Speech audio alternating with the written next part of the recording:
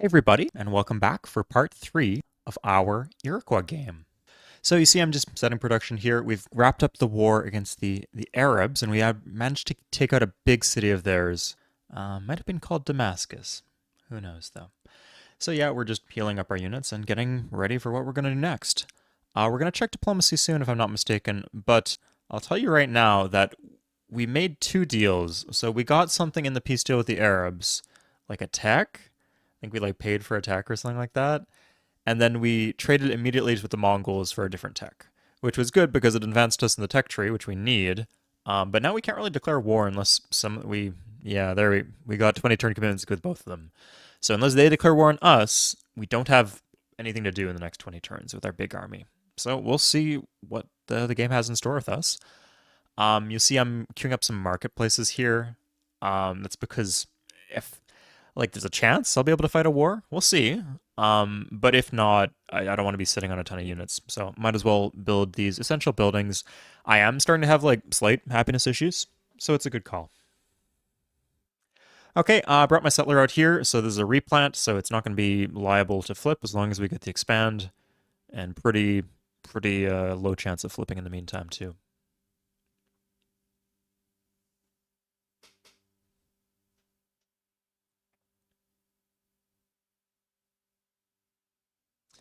Of course, I've got legions of captured workers here, so I'm well taken care of. Yeah, you notice how I'm spreading them out in terms of tile? That's because if you move them in a stack to one tile, in this particular case at least, it is a waste of worker moves. It is inefficient. It is more efficient to move them individually. That way they spend less time moving, because if they're moving, they're not working, and we want them to be working. Okay, again, core cities, marketplace. The other non-core cities, it doesn't matter so much. Like Alangeni doesn't really need the happiness, and it doesn't really benefit much from the boost in commerce. But a city like Grand River does. It has a need of happiness, and it has more base commerce, so it benefits more from the boost in commerce. Remember, the boost in commerce from the marketplace, and also the boost in science from the library, that is a multiplier. That's not just a flat rate, it is a multiplier. So if you're producing very little commerce in that city, it does nothing. Or if you're producing a lot of commerce, but the commerce is going to all to science, then in that case, it will also do nothing. Yeah, you see Salamanca, even with 20% of the luxury slider, is teetering on the brink of unhappiness. So let's see if we can get that fixed. That is the wrong tile to be mining, Suede. You should mine the hill instead. It's faster, and it's just a better tile.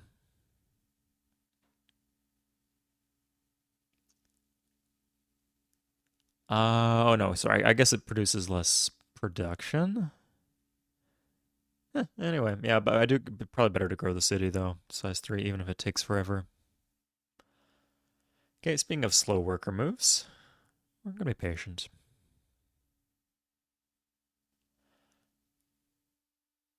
Yeah, Mongols are just in our land. Let's see if we can kick them out. Maybe I think to do that. But yeah, a war with the Mongols would be good. It would allow us to finish them off. The Mongols have two luxuries that we do not have access to yet, so getting those would be quite the coup. We're still scouting the rest of the map. I still have not determined whether it's like a big Pangea or whether there's some small continents in the mix, or like maybe small islands, one or two, and then mostly a Pangea. But there's been few enough units passing by here. Although that's a giveaway. I think one of those civs, like Babylon, yeah, Babylon I have con with. I haven't met the Celts yet, so it's a sign that there's another civ on our continent. But yeah, our galleys are not being interrupted. That Aztec galley is not going anywhere. I don't think the Aztecs have a coastal city anymore, so no clue what the heck he's going to do with that. But Admiral Montezuma probably should clarify that. Russians have been destroyed. Okay. And there we see their last city, or sorry, not their last city, but an ex-Russian city. So it confirms Samaria. I don't know if we'd confirmed Samaria yet, but that's potentially two more civs on our continent, looking like a bigger continent.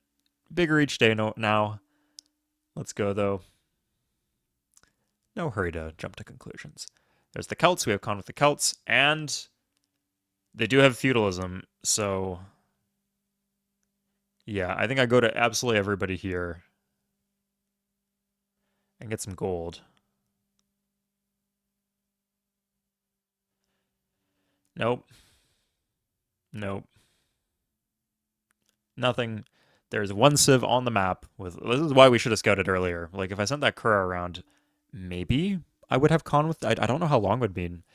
If you really want to get on my good side, I guess you could do the math in the comments, but that seems unnecessarily tedious. I wish I had like a better memorization of like how the years stack up with the turn number. I wish they just gave you the turn number in the bottom right corner, but yeah.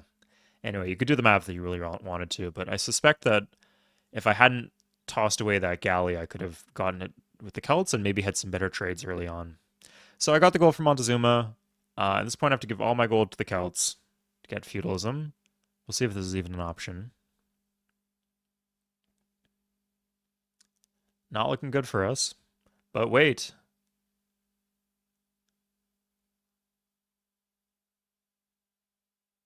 Yeah, I don't take that. Oh, let's fucking go. So just casually see those Mongol units there, call them up, and they have declared war on me, which is great because it gets us out of our 20-turn commitment. And I think I was paying them some gold per turn, which, yeah, you'll see that's now free. I can get that from the Celts or give that to the Celts if I want to in exchange for feudalism. Of course, the Mounted Warrior is the best unit in the game. Best unique unit in the game, at least. Oh, and I get War Happiness too. Like I was needing to be at 20% on the luxury slider before, right? And now I only need to be at 10. Oh, that just barely works. Oh, that's rough. But I can do this without like needing to, I don't know, do weird favors for the other civs to make my bank account balance. Makes sense.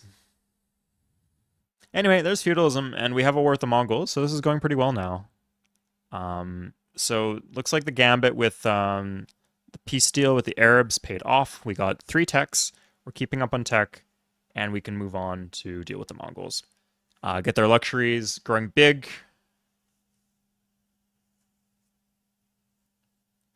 Maybe get some good stuff in the peace deal. We'll see.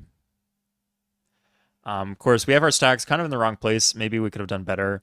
Certainly, the catapults are in a really awkward position because, like, the mounted warriors will get there eventually, but catapults, it'll be a while. That being said, we do have engineering, so we don't take the movement penalty over rivers, which is nice. That's one of the benefits to the trade deals we did. Centralia, he's got 3 units. I think that's on a hill. I think we should be okay there.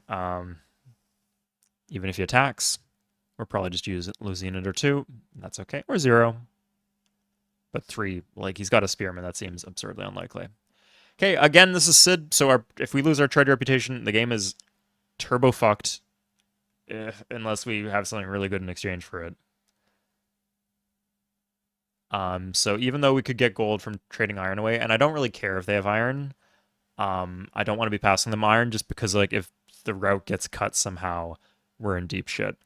And because it's like a long, skinny Pangea, not super skinny, but basically the Mongols and no, just the Arabs pretty much. Mostly just the Arabs. Our road to all the other civs runs through the Arabs. Sorry, I guess by boat it runs through the Mongols, maybe. So if the Arabs declare war on us, or their road gets cut, or even if they declare war on the person I'm supplying the res to, that would cut this flow of res. Sorry, that last one might have, maybe not that last one. But all that other shit, definitely. In that case, we would cut the flow of res. It would ruin our trade reputation because we can't supply the res we promised to supply, even though that's totally not our fault. And so, yeah, we just shouldn't offer to pass them resources as a result of that possibility. It sucks. I would love to make some gold off that, but that's can't be done. Now, there's no risk of like the trade route between me. Yeah, I really don't want him cutting that incense. The route between me and the Aztecs, like the trade route there, is pretty safe. Or sorry, between me and the Arabs, but I don't want to be passing res to the Arabs because I'm going to be fighting them eventually. Hopefully. We'll see, though. Okay, turning around the corner here. It's getting thick again.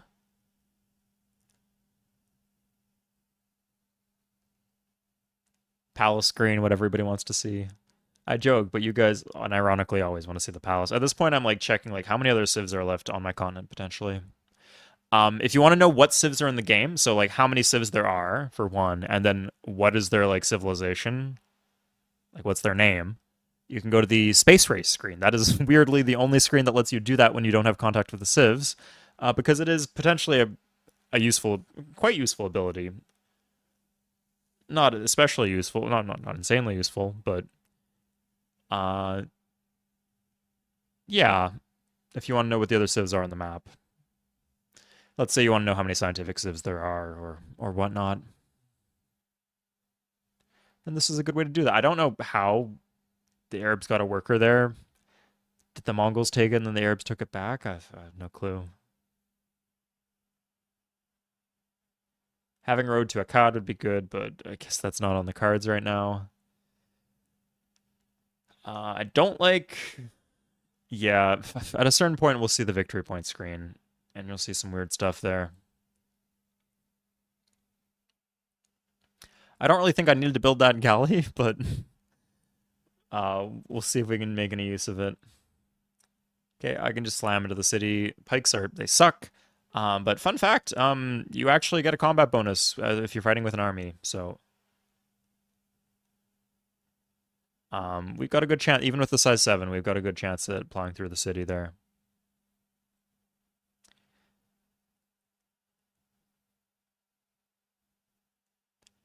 Um, so I could put them in the city and it would help put down the resistance, because like the first turn, wait, could I just hit Baron Arts? I don't think so. Anyway, I want to put down the resistance in Baron Arts. It's also a good position to be in because I can attack. Sorry, I want to in the city I just took. I want to put down the resistance. It's also a good place to have my mounted warriors because they can attack Baron Earth the next turn. But the city can't flip for the first turn you take it, so it's like really good to put a bunch of units in the turn you take it, to put down some of the resistance first before you have to deal with the possibility of a flip. I would have put the armies in there too because that would strongly reduce the chance of a flip. But if I did that, then they couldn't heal this turn because I wouldn't want to leave them in the city because the city could flip right now.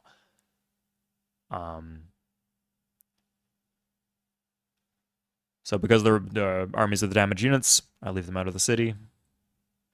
And next turn they'll be good to go.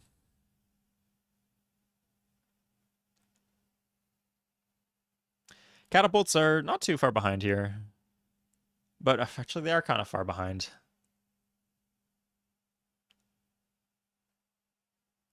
Good rolls. Okay. Probably note how I'm capturing these cities. I'm not raising them. The reason for this is I don't have a settler prepped. And I did like fine against the Arabs. I did like a mix of raising and planting. So at this point, I'm feeling like my army is strong enough that I could just plant outright. Or sorry, that I could just capture outright and not have to do the raise and plant. Again, moving the army in to put down the resistance. Sorry, not the literal army. Okay, I think I was spooked by attacked across the river there. Yeah, you see me checking. I was spooked by the possibility of the landing, so I was overcommitting. With the smaller boats, early in the game, they typically only put 1 unit in the boat. Later on, they'll have like galleons with 4 units. But early on, like don't assume that they're gonna have like 2 swordsmen in the boat. You can be cautious if it makes sense to be cautious if there's no harm in it, but if your units can be safe on the or be more useful in the front line, don't overguard.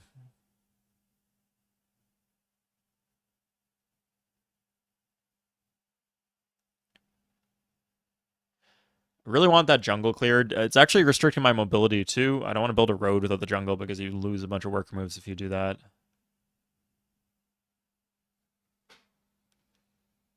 No clue what that worker's doing. Okay, I'm doing like I am trying to fight. I don't know why that happened. Did I lose the war happiness to something? Yeah, it sucks how I put like 10 units in there and I only put down one resistor. That doesn't sound fair.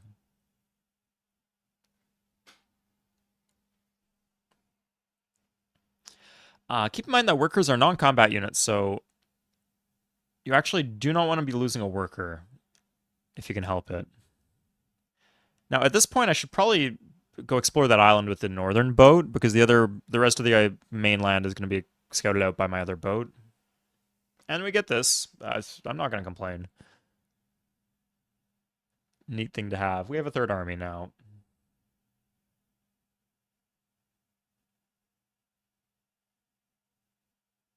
Okay, this is a size 9 that probably has pikes in it, so I don't want to attack with a damaged army, but I don't even think the army could reach it even if we could. Wait, hold up. 1, 2, 3. No, it would be one tile off. Yeah, okay. So I guess I will get ready to attack with the damaged army. I should probably heal like one of the armies and then take the other one to go attack. And then I have I've got this army too. So yeah, okay. The more damaged army will heal. That's a sensible way to do things. I could have probably just healed both of the armies. It also like good to have on hand near Tabriz in case the city flips. And the nice thing about armies is they will heal an enemy land, so the healing will not get canceled if the city flips. Yeah, it's for. I think after like vanilla Civ 3, the developers found that people were not using. Good thing I saw that. The developers found that people were not using armies, so they just gave them all kinds of like stupid buffs rather than like reconsidering whether armies were a balanced and well designed mechanic overall. Nope, they just didn't load enough stupid stuff. So I don't know if they always had the combat bonus, but they just straight up get like a combat bonus of 25% or something. They heal an enemy land. They heal faster. I think they've always done that. They can auto pillage, so they pillage without taking any movement point penalty. So, like, if you have an army of Conquistador, I've done this in one of my videos. I'm sure someone will link it in the description if you're curious and you want to ask. But yeah, the Conquistador army can pillage. Oh my god, 9 times in a turn. Yeah, the Conquistador can pillage 9 tiles in a turn. One army. Um, because of the programming, the AI just doesn't attack. Yeah, see, there we go. Good. Didn't even take that much damage, too. But if you think I'm done listing all the things that armies do, you got another thing coming. Next up, the auto pillage. They have +1 move, just straight up. You get an extra movement point, which is great. And they have zone of control. You think I'm done, don't you? No. And they have radar vision. Yeah. I think that's everything. That has to be everything. God, if you added all that up. Okay, how many things is that? So radar, zone of control, +1 move, auto pillage, plus 25% combat bonus, and the AI will not attack you. That's at least 6 things. If I might have forgot something that I just said. Okay, another capture. I think the Mongols are basically dead now. They'll make peace with me. But the thing is that I've captured all these cities, and the cities are clearly liable to flip. And if I get like a tech or a city in the peace deal, then I do not have the option of redeclaring war on them.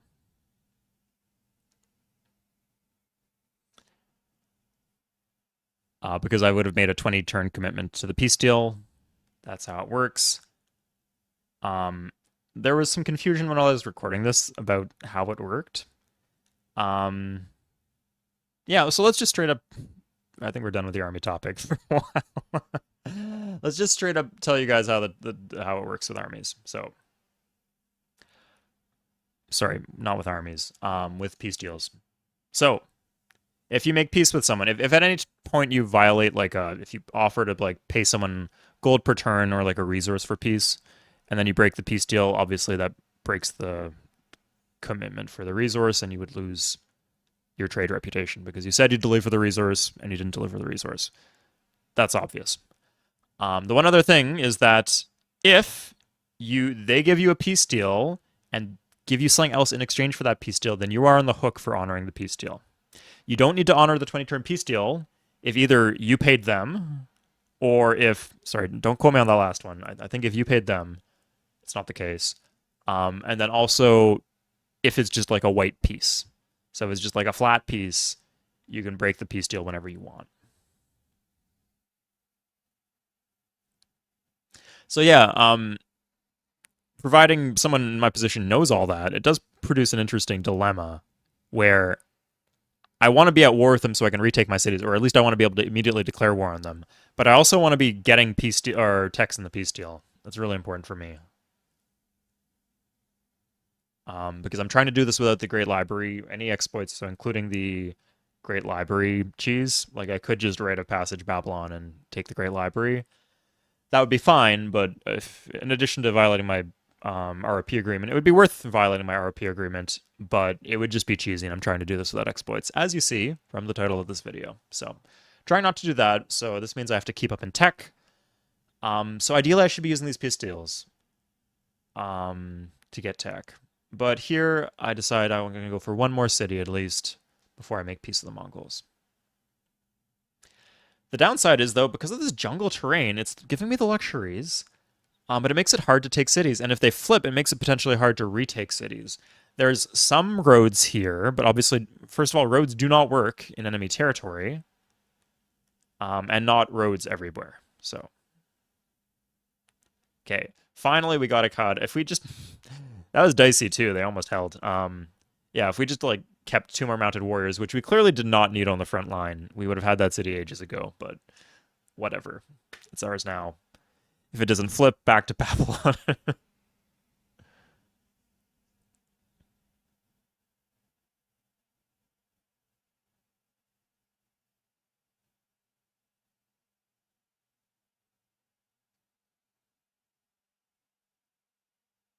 Tabriz flips again. That's double one flip in one turn. A little dicey here. Again, the armies are... I need to hold on to the armies, and Tabriz actually is even harder to retake. I need to hold on to the armies here. So that's why I'm attacking with the 3 health one first, even though the army is much more likely to win. I don't want to lose the army, and I don't give a shit if I just lose a random mounted warrior. That's fine. Okay, keep in mind the Mongols do have 2 islands, so that will keep them alive for a while, regardless of what happens. It makes it hard for me to kill them outright. So my plan of just taking their cities, like, clearly they're more likely to flip than I thought. I think the reason it's worse with the Mongol, I don't even know, because, like, with the Arabs, it wasn't nearly as bad. It was, I mean, I did just replant half their cities. But I had, like, maybe 1 or 2 flips with the Arabs. But here it's been, like, in 3 turns, I've had 3 flips. It's been excessive. I don't know what the difference is. Like, I don't think the ratio was any different. I guess this is much further from my capital, whereas still being close to the Mongol capital. That probably has to do with it. Yeah, that plus the terrible ratio. There's no foreign tiles here. God, they're just constantly interrupting my jungle chops. So I just want this jungle to be gone so I can, like, fight with my mounted warriors in open terrain. But they're not letting me do that, which is really disappointing.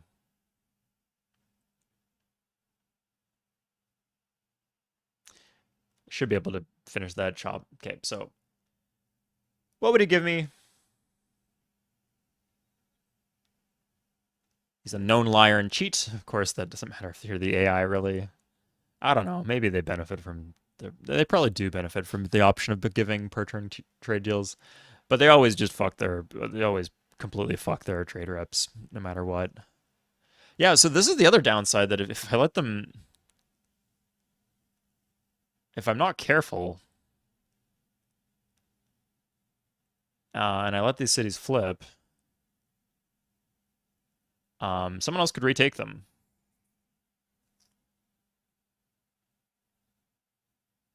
BTW, clearly flipping is an issue, so this would have been 2 excellent opportunities to raise 2 cities.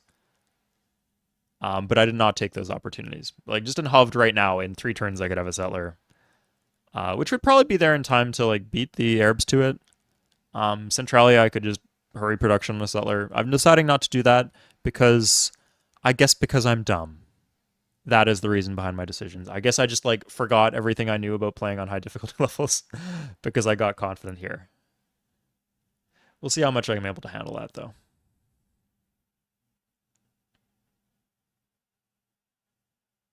I know if I can like organize a wipe on the Mongols, kind of works. And if I get their island cities, that becomes much more likely that I get the wipe on them.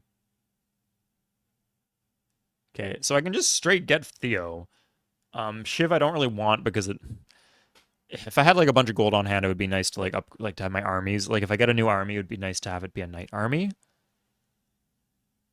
Yeah, trying to kill one more guy to squeeze out every last piece of what do they call him in Europa Universalis? War score. Yeah, they do consider units a bit, I think, when deciding whether or not what kind of piece deal to make. I think if like they're pathing towards your empty cities. Yeah, so I can just get the two cities on the island.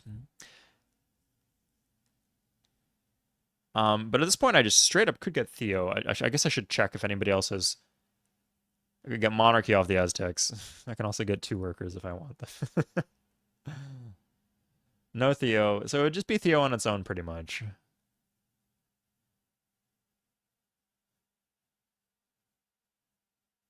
Yeah, so that's my read right now. That I can't trade Theo for anything. It doesn't do anything on its own. I would rather just make better progress towards wiping out the Mongols. I need to get rid of these flips, so I will just take their two island cities, so I can be done with the flips and move on, move to the Arabs.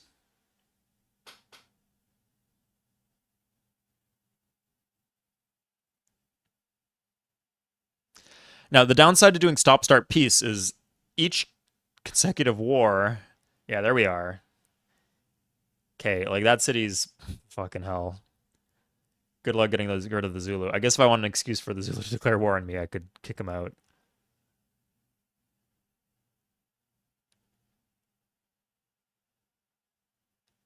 But yeah, the downside to the stop start war peace is that uh, the number of turns they wait before being able to make a deal with you increases the longer the war goes on.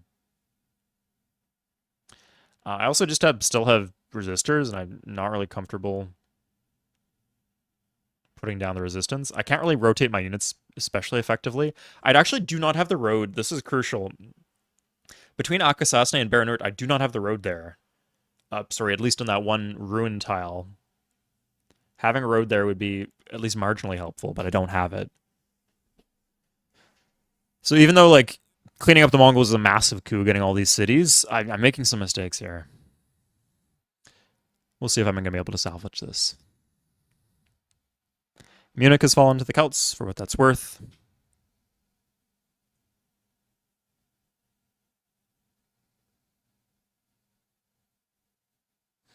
I have three armies, so if I want to, I can build the Pentagon. In this specific case, because it's a Pangea where all of the civs who aren't going to be super freaking backwards are on one continent. Normally, if you do Pentagon, like it, I mean, first of all, it makes it worse if you lose the army. It's putting more of your eggs in one basket because you lose the additional unit. And typically, the way Pentagon works is like, unless you're really, really patient, this early in the game, you'd want to. That was a good play by me doing those chain hurry productions. Typically, or sorry, in this position, the only way I'd get it would be with a military great leader. Typically, that'd be bad. Oh, the other thing is like the 4-unit armies cannot go in galleons, so like they're just locked wherever you are until you get transports, which is basically the rest of the game. But here that doesn't matter because everything is one continent anyway.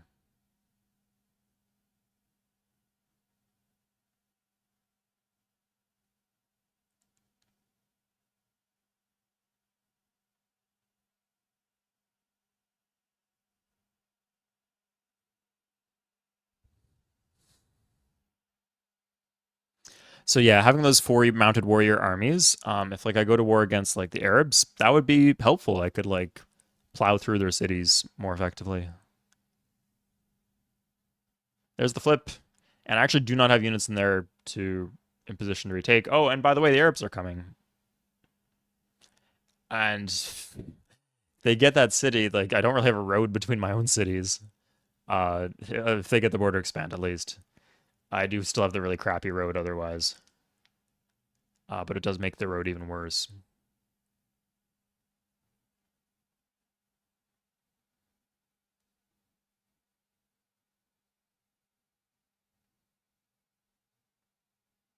I wonder if he would just fuck off if I kicked him out of my land. But I guess I decide I don't have to deal with this, so I'm just going to give it to him. I just want the Mongols dead. That's the line of thought. I don't care if the Zulu have the city. Let him heal his MP, whatever. And plus, like, as a counterbalance, that could be good. Like, having just, like, random one-tile island cities is actually really beneficial to the AI on Sid difficulty if they don't have many cities already. That's because on Sid difficulty, the AI gets, a lot of bonuses, obviously, but one of the big ones is that they get a bunch of unit support. So because of their huge production, they'll just massively stockpile, like, on, like, 4 cities, they'll just stockpile 80 units, which costs them a lot of gold, actually, because of how much they produce. They get like a ton of unit support flat, and then they get another like 6 unit support per city. So if they're like having these big unit stockpiles, then what that means is okay, 5 flips now. Is this ridiculous or what? He actually does leave my land. I thought he'd declare war on me. No, he's going through my land, but just for the sake of going through my land, not because he wants to go fuck with me.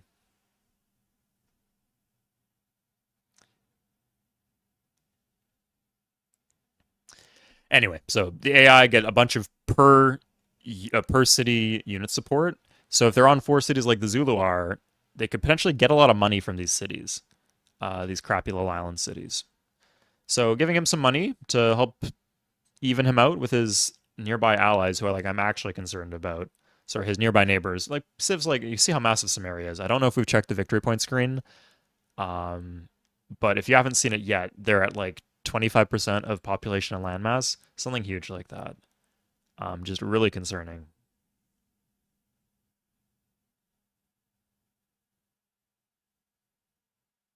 Yeah, so at this point, like I just if I don't want to lose to Briz, I just have to go fight them because otherwise the Arabs are going to kill their city for me. So have these armies, thankfully. Have to pray. Yeah, I got 3 armies. And I guess I'll go mess with Choi Balsan. He does have a big stack at Akasasne. I guess I'm ignoring that. Oh, I want to go defend the island. Yeah, that's probably pretty. Oh, no, no, no. I want to go for Dalanzagad, maybe?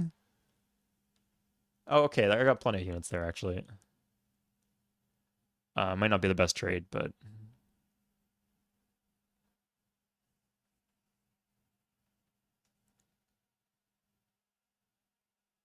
Okay, good. I got the cities back. But at this point, you might have realized I made just a catastrophic mistake. You can pause the video if you want to try to think of it. Give you a second to pause the video. Yeah, so what happened was I had just a complete correct reading on how trade reputation works in vis-a-vis peace deals, right? I explained it earlier in this video that if you break a 20-turn peace deal and you are giving the enemy something, that's fine, or if it's a white piece, that's fine to break the peace deal. It's only in the case that you offer to pay, if you offer to pay someone like a 20-turn deal, obviously that is a violation of your trade deal if you break the peace deal. But if you even ask for something flat, so if I ask for just like a tech in exchange for peace, or in this case, a city, and then I immediately declare war within 20 turns, that's a violation of the peace deal. My trade reputation is ruined. So at this point, my trade reputation is ruined. The only thing allowing me to make trade deals currently is the fact that probably all these other civs are at war with the Mongols too. Certainly the Arabs are. So it might not look like that right now, but my trade rep is ruined. And if the Mongols die, then it will be permanently ruined. Fun, right? But I don't know that because I understood this completely well, but some bozo Came into my comments, the bozo was me, by the way, and started gaslighting themselves about how stuff worked. So I believe someone said, I can't remember what they said. I'll screenshot and put it in the video right now. The whole exchange. But I think I reread it after the video, and it like they were not wrong. And they didn't imply anything that disagreed with my correct understanding with how trade reputation worked. But it kind of sounded like they disagreed with it, and that's why this part and last part I've been like, oh, maybe I can just like take them take a bunch of text from the AI and then declare war within 20 turns. Maybe I'm allowed to do that. And then I did it, and then my trade reputation is broken now. So what a good fun time we're having.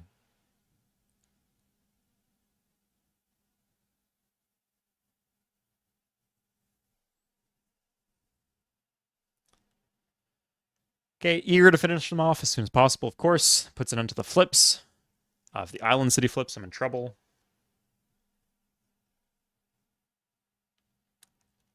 He could just walk units at the empty island city. I don't know why I landed Dalan Zaggad instead of just waiting for my armies to get around to it, but I guess I'm like on a roll with dumb decisions this game. So let's see. Let's see where it takes us.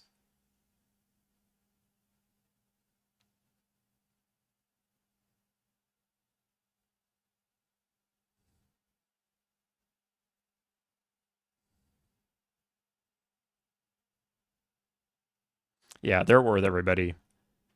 So Suede, if you want to make a deal, probably do it now.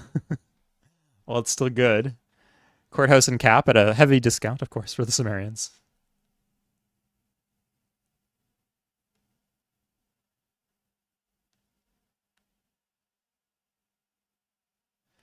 Check is like, oh, my trade reputation is fine.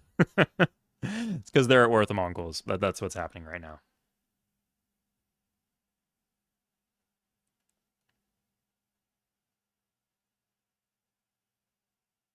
Yeah, so if it wasn't clear, what I should have done was I should have raised the cities individually, beaten conservative with what I took. Specifically, I would have taken Ulaanbaatar and then I would have stopped because anything past Darhan is just. I guess I could like try to raise Darhan, but it's just so hard with the jungle blocking my unit movement. I should have done it in 2 wars. That would have been fine if I just waited another 20 turns. Getting one luxury would have been great, and I could have been patient and waited for the second luxury. It's not like they're going to go anywhere. The Arabs like might try to land, but that's fine if they do. Because the Mongols have like 3 pikemen in each of their cities, enough to hold against a single Arab boat. If they were like really sending a bunch of Ansars, then I could just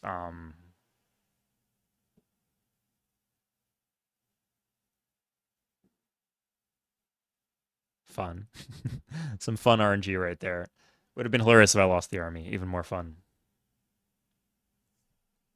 Yeah, so the ideal play would have been take like 4 or 5 cities. Most of them should have been raises. At least the bigger pop cities and the cities where I just get like completely fucked if in fact most of the cities fall under this category where if they flip I'm in trouble. I guess not slang like Dalan Zaggad. But I wouldn't have taken that the first war anyway. Yeah, then make a peace deal, and then at that point get theology. He was really willing to just like give me theology pretty much flat, and then wait 20 turns and then do it again.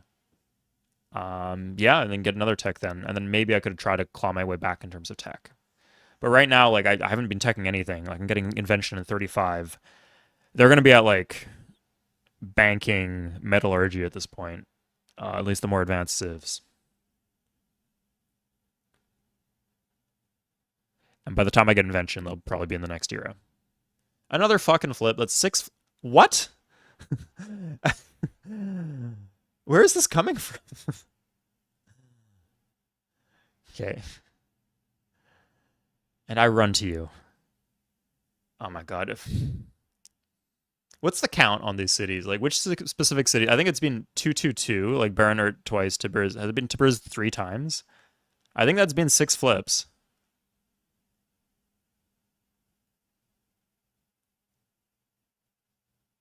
Yeah, no, sorry. Okay. I think even at this point, if I put a unit into the boat and then take the boat to Erdenet, I don't know what's under that pike, but Potentially I could hold. But no, he just gets the city now. I don't know why I didn't see that. I actually had a few turns to see that, so there's no excuse. But yeah, like now I'm gonna get that last city, and then I still have one more city, so I'm still gonna have to deal with these freaking flips for forever.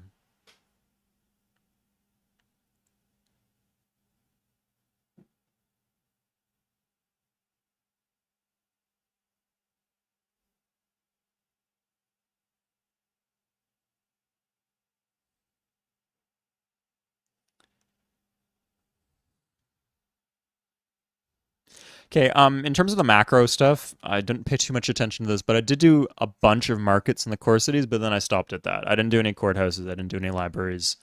I just have the markets in the core cities, which is and sorry, and temples for border expands. You might have seen me do those, which is a good thing to have. Yeah, that's the most important thing to have. So it's good that I have that. It would be nice to have more buildings, but I'm fine with just the markets.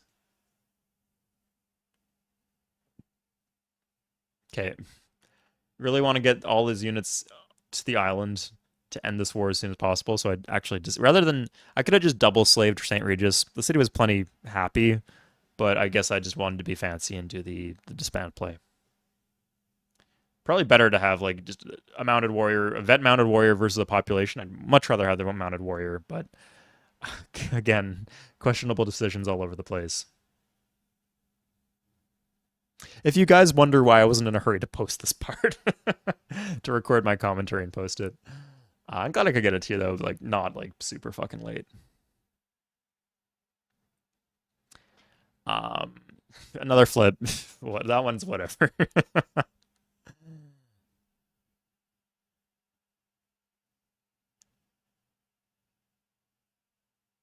Although that's like a lot of land. Um, I don't know. I don't know how useful that is.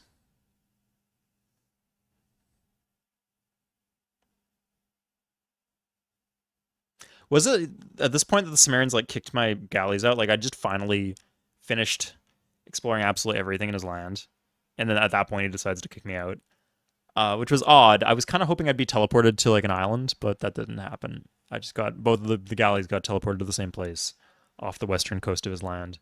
Yeah, if you look at him, Samaria is pretty big. It's intimidating. Why did I unload? What? I don't know what I'm thinking.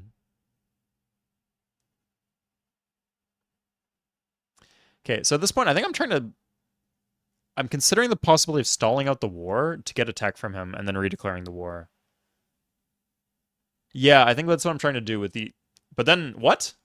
He just dies. Why does he just die? Because the Arabs took the last city. So yeah, I was think towards the end there. That's why I changed my mind about attacking a city. My idea was I'd stall him out and like try to get another tech in the peace deal and then kill him. But that was not an option because of the Arabs finishing him off. So that's that. Like if I'd had held on to Ardennet, like the southern city, I think the Arabs would not have gone for that, or it would have taken them a while. So maybe that would have worked in that case, and I would have got another tech. But no, no.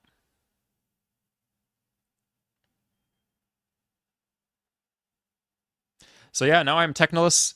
I do have all of the core Mongol cities though. That's worth selling, and there's no chance that they flip. I lost the islands. Who gives a shit? At least I don't have to worry about the islands anymore. Islands can be like bait on high difficulty levels, on low difficulty levels too, where you're stuck defending them, but they don't provide much material benefit. Like I guess there could be oil there, but I should be fine for res. Like once you're big enough, like don't stress over like small islands if you can't get them all to yourself. So at this point, I go to the Zulu and I tried to make a deal, or I go to somebody and try to make a deal. I don't know who, and I see, shocking, the Mongols are dead, so no one's at a war with them anymore. So that means, because they're not at war with them, they realize that I'm a dirty backstabber, and I didn't just dirty backstab someone they were at war with. I dirty bad backstabbed a dead person. Shocking, I know. And they don't stand for that, so they hate me. I haven't confirmed yet that they hate me, but we'll see. We're gonna see the hate, the intense fury in Shaka's eyes. Look at them. Look at them. God, what have you done, Suede? I was a good guy. I tried to do things right. Tried to be a good person. Help the little old ladies across the street. but I failed. Morality is difficult. It's not black and white.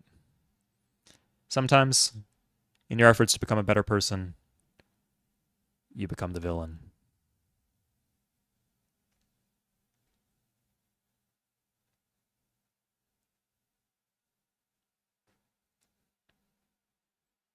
Nice little empire, though, for our villainy. Now I build a settler. I think that would have helped 7 flips ago.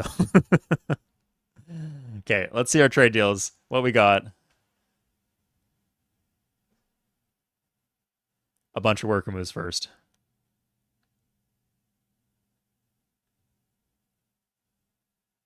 Yeah, this is played at 1.4 speed. The other ones were like 1.2 or 1.3. I think this is the correct speed for this part. Yeah, and now I see. There it is.